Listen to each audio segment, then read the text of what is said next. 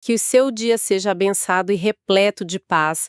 Hoje a gente vai fazer uma análise profunda de um conceito que, para muitos, soa um pouco datado, talvez. Até ofensivo para algumas pessoas. Exatamente. A ideia de pecado. A nossa fonte é o capítulo 10 do livro A Fé na Era do Ceticismo, do Timothy Keller. Um autor que, olha, propõe uma reinterpretação bem surpreendente desse tema. Muito. A tese dele é que o pecado não é, fundamentalmente, uma lista de regras que a gente quebrou, sabe? Não é um código de trânsito moral. Isso. É mais uma crise de identidade. Uma crise que afeta todos nós. E a nossa missão aqui é desconstruir esse raciocínio dele. Vamos lá. Para começar, o Keller já nos joga no meio de um contraste, assim, violento. Ele cita o escritor H.G. Wells. Que era um otimista de carteirinha, né? Totalmente. Em 1937, o Wells olhava para o futuro e viu um mundo esplêndido, a humanidade marchando para o progresso. E aí, menos de 10 anos depois, em 1946. Pois é. Depois de testemunhar o horror da Segunda Guerra Mundial, o mesmo Wells escreveu que o Homo sapiens tinha chegado ao fim da linha. Que a nossa história estava esgotada. É uma mudança de 180 graus. E essa mudança é o ponto de partida perfeito. O que aconteceu para transformar um otimista em alguém tão pessimista? A resposta óbvia é a guerra, claro. Mas a pergunta que o Keller faz é mais profunda. O que é de errado com a gente, na nossa essência, que torna essas coisas possíveis? E a resposta que ele oferece, sabendo que é impopular, É a palavra pecado. só que ele imediatamente pede para a gente esquecer tudo que a gente acha que sabe sobre ela. Certo, vamos desconstruir isso porque a palavra pecado carrega uma bagagem imensa. Muita? Para muita gente evoca culpa, vergonha. Uma lista de não farás. Mas o argumento do livro é que essa é uma visão superficial, quase infantil do conceito. Exatamente. A primeira grande virada que o texto propõe é tirar o pecado do campo puramente moral, sabe? Daquela lista de transgressões. E colocar onde? No campo relacional.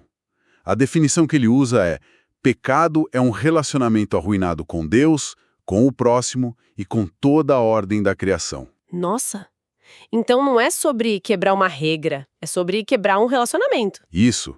A essência do problema não é o ato em si, mas a desordem interna que leva ao ato. Isso muda tudo. E ele traz uma citação da filósofa Simone Weil, que, para mim, ilumina essa ideia de uma forma... É brilhante, né? Demais. Ela diz: todos os pecados são tentativas de preencher vazios. Pois é. De repente a gente não está mais falando de maldade pura. Não.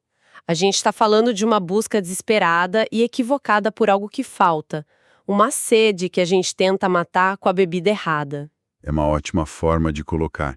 E essa busca equivocada se manifesta de formas que nem sempre parecem pecado no sentido tradicional. Como assim? Keller cita um pesquisador, Andrew Del Banco, que, ao estudar os alcoólicos anônimos, ouviu um jovem confessar que a raiz dos problemas dele era um orgulho terrivelmente ferido. Puxa, então não era a bebida o comportamento destrutivo. Isso era só o sintoma.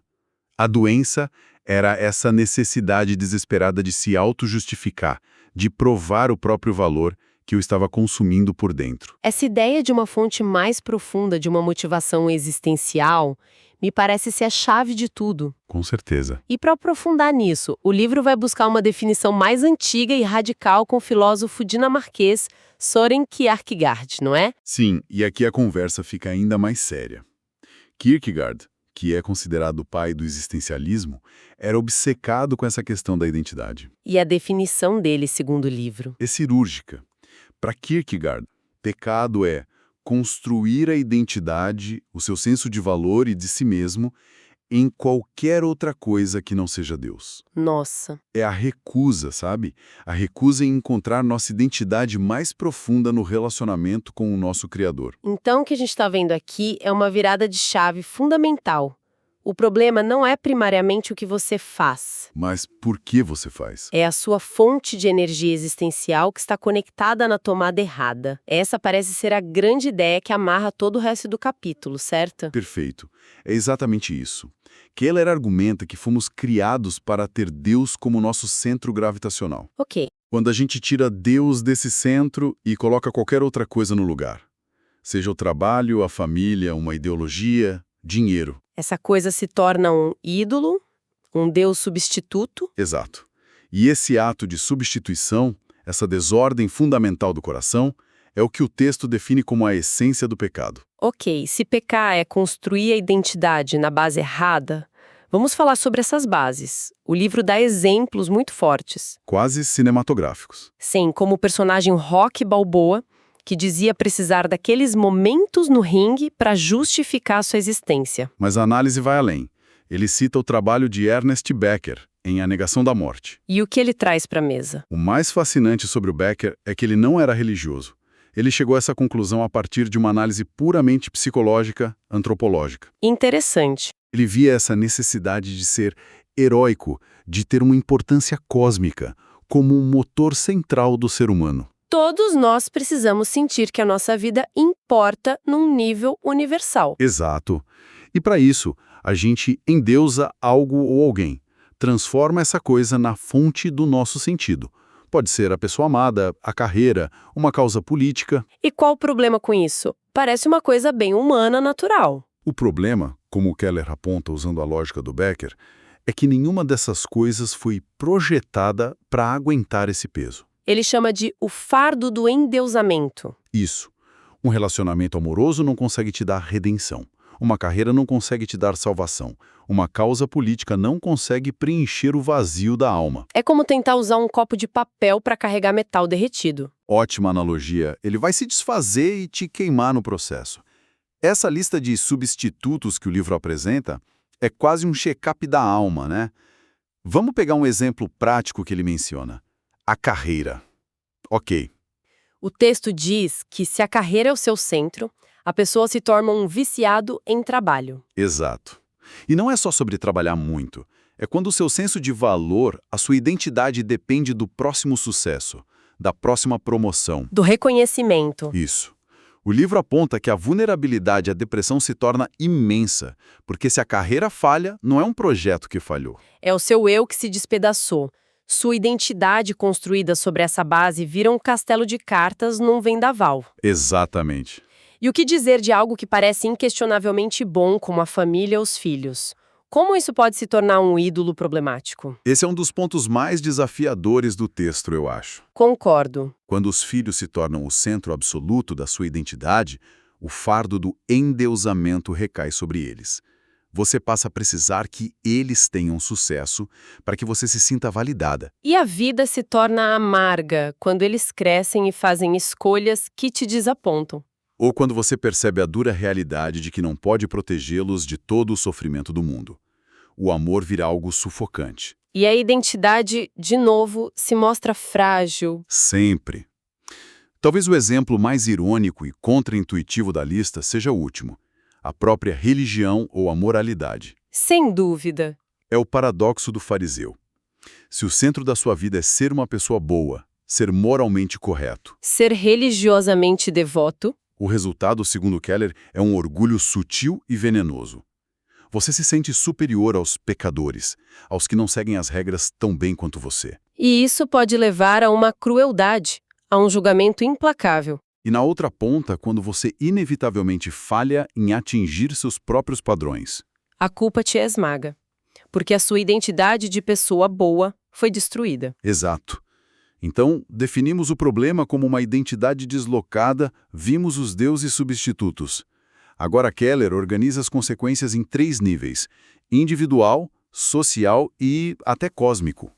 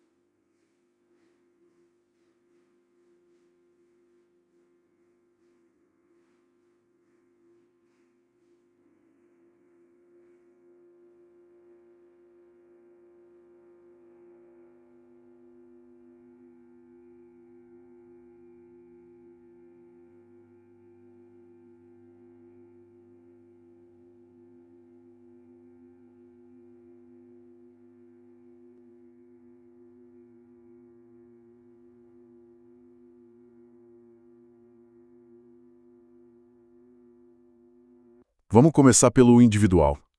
Qual o impacto direto de construir a vida sobre uma dessas bases? O impacto direto é uma instabilidade crônica. Sem um centro transcendente, nosso senso de valor é uma montanha-russa emocional. Dependendo do sucesso do nosso ídolo do momento. Perfeito. Isso gera ansiedade, inveja, culpa, amargura. O livro cita Santo Agostinho, que resumiu isso perfeitamente há mais de 1500 anos. Nossos amores não estão na ordem certa. Exatamente. O problema não é amar a família ou o trabalho. O problema é amar essas coisas boas demais, transformando bênçãos em correntes. Em uma forma de escravidão. Ok, entendi o problema no nível pessoal. É uma base instável, um castelo de cartas. Mas é difícil não pensar em como isso explode para fora, sabe? Claro. Como essa crise de identidade individual vira, bem, a polarização que a gente vê todo dia no noticiário. Essa é a transição para o nível social, e é um dos argumentos mais fortes do capítulo. Concordo. Keller sustenta que a raiz dos nossos maiores problemas sociais é essa mesma idolatria. Por exemplo, quando a minha identidade vem da minha posição política. A política deixa de ser um debate sobre as melhores soluções e vira uma guerra santa. Exato. Eu não preciso apenas vencer o argumento, eu preciso destruir o meu oponente, porque ele não ameaça apenas as minhas ideias. Ele ameaça o meu eu, a minha identidade. Precisamente. Então eu ganho meu senso de valor ao demonizar e desumanizar o outro lado. E o racismo, classismo, vem da mesma fonte. Segundo essa lógica, sim. Para que o meu grupo, seja minha raça, minha classe social, seja o centro da minha identidade e me dê valor, eu preciso que outros grupos sejam vistos como inferiores. Minha autoestima é construída sobre a desvalorização do outro. É isso. O teólogo Jonathan Edwards é citado aqui dizendo que se Deus não é nosso amor supremo, nossa tendência natural será sempre nos importar mais com o nosso próprio clã. Seja a família, a nação ou a raça. Em detrimento dos outros. E aí estão as sementes da injustiça e do conflito. E, por fim, as consequências cósmicas. Esse termo soa grandioso, quase poético. O que exatamente o texto quer dizer com isso? Ele está falando da perda do shalom. Uma palavra hebraica. Isso. A gente geralmente traduz como paz, mas é muito mais. Shalom não é só a ausência de conflito. É a presença de plenitude, harmonia. Prosperidade. Um florescimento universal em toda a criação. É a teia da vida onde tudo está interligado, funcionando em perfeita harmonia. E a perda do shalom é a desintegração dessa teia. É isso. O pecado, como essa desordem fundamental, não afeta só nosso interior ou nossas sociedades. Ele introduz desordem na própria estrutura do mundo. Ele cita a Bíblia, né? Sim, que diz que a criação foi sujeita à inutilidade e está em cativeiro da degeneração. Uau, o diagnóstico é profundo e, francamente, um pouco sombrio. É bem pesado. Temos uma crise de identidade que nos torna pessoalmente instáveis, socialmente divididos e que afeta a própria natureza do mundo. Depois de tudo isso, qual é a solução? É simplesmente um chamado para tentar com mais afinco. Ser uma pessoa melhor. De forma alguma. Na verdade, o texto argumenta que tentar com mais afinco é parte do problema da identidade baseada na moralidade, que a gente já falou. Certo, o paradoxo do fariseu. Isso. A solução proposta é muito mais radical. E para explicá-la, Keller recorre a C.S. Lewis e a uma analogia brilhante. Qual? Lewis diz que o chamado do cristianismo não é para você pagar seus impostos morais. Ser um pouquinho mais honesta aqui, um pouco mais gentil ali e depois seguir com a sua vida. O chamado é: entregue-me tudo.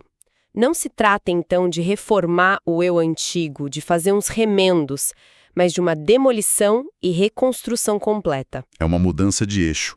Em vez da vida girar em torno da carreira, da família, do orgulho... ela passa a girar em torno de Deus. Exatamente. E o Lewis aponta um paradoxo fascinante aqui. Ele diz que esse caminho é, ao mesmo tempo, muito mais difícil e muito mais fácil. Como assim? É mais difícil porque exige a entrega total, a rendição do nosso ego, do nosso desejo de controle. É a coisa mais difícil que podemos fazer. Mas também é mais fácil. Sim, porque nos liberta da tarefa exaustiva e impossível de manter todos aqueles ídolos frágeis de pé.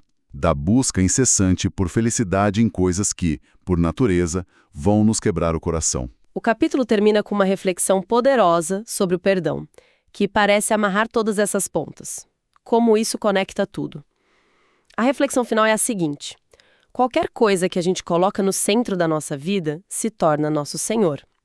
E quando a gente falha com esse Senhor, quando perdemos o emprego, quando nossos filhos nos decepcionam, Quando nossa causa política fracassa, Ele nos pune sem misericórdia. Uma carreira não perdoa. O sucesso não perdoa. Um ideal político não perdoa. eles nos atormentam com a culpa e o sentimento de fracasso. É como colocar todo o seu dinheiro numa única ação. Enquanto ela sobe, você se sente um gênio. Mas se ela despenca, você não perde só o dinheiro. Você perde a sua identidade de investidor de sucesso.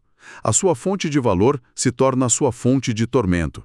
Essa é a dinâmica que o livro descreve. É essa a dinâmica. E o argumento final do texto é que só existe um centro possível para a vida que tem o poder de nos perdoar quando a gente falha. Qualquer outra coisa que se torna o Senhor da nossa vida irá nos esmagar. A tese apresentada é que Jesus, como Senhor Criador, é o único que pode ao mesmo tempo exigir nossa devoção total e nos perdoar completamente quando essa devoção falha. É essa combinação única de exigência máxima e graça infinita que o texto apresenta como a única solução real para o problema do pecado. Então, o que aprendemos com esta análise? O conceito de pecado foi totalmente recontextualizado, completamente. Deixou de ser uma lista de regras para se tornar uma questão fundamental de identidade, em que ou em quem estamos colocando o centro da nossa existência e o peso do nosso sentido de valor. Exato. Vimos as consequências devastadoras dessa identidade deslocada. Instabilidade e vício para o indivíduo Polarização e preconceito para a sociedade. e a perda do shalom, do florescimento para o mundo. E vimos que a solução proposta não é um esforço moral maior, mas uma rendição e reorientação completa do centro da vida. Para refletir, fica uma provocação que a própria leitura nos faz. O texto lista vários deuses substitutos. Acho que o desafio que fica é fazer um inventário pessoal e honesto, né? Sim. O que em nossas próprias vidas está carregando o fardo de endeusamento? O que usamos para buscar nossa importância cósmica? E a pergunta final: essa base é forte o suficiente para suportar o peso da nossa existência? Este capítulo nos deu muito em que pensar. Continuaremos a nossa análise do livro A Fé na Era do Ceticismo, de Timothy Keller, em um próximo encontro. Com certeza. Que Deus abençoe a todos.